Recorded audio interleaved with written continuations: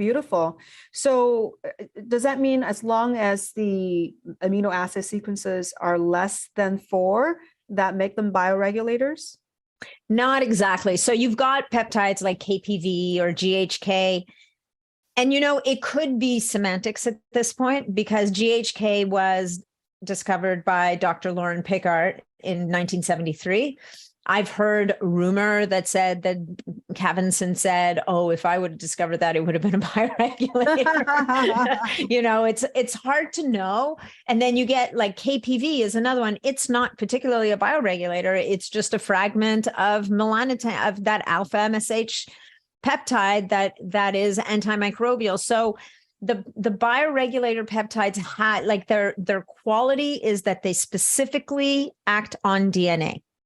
They don't, it's not like a BPC 157 that's going to bind to a receptor on the cell and initiate a cascade, right? So, which isn't to say that the longer chain peptides don't sometimes impact genetic expression, because they do. And GHK is a perfect example of that. Like GHK, that copper peptide is a peptide that can influence over 1,000 genes, right? It's like you can imagine it flipping genes on and off, up and down the genome, going, you need to be up, you need to be down, kind of thing.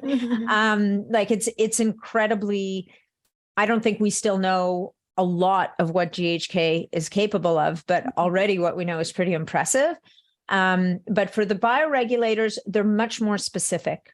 And so, for example, there's about 26 bioregulators that are commonly known and understood. Although today I was speaking to someone who works with Professor Khavinson. He apparently has a library of 52 bioregulators that he's identified, but we have access to about 26 of them, and they are specific to tissues, glands, and organs. So so what that means is we have a bioregulator that acts on the pineal gland, which is that tiny little pine-shaped gland in your brain that regulates your circadian rhythm. It regulates melatonin production.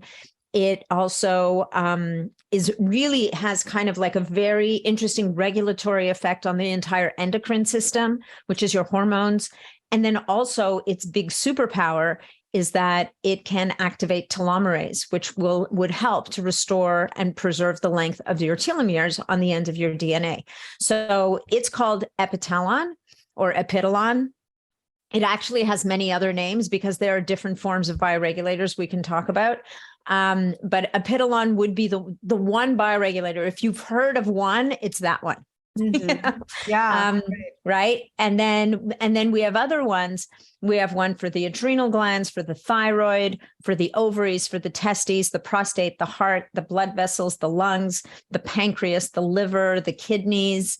What am I forgetting? Oh, the brain, the central nervous system. It's, so you have these specific bioregulators for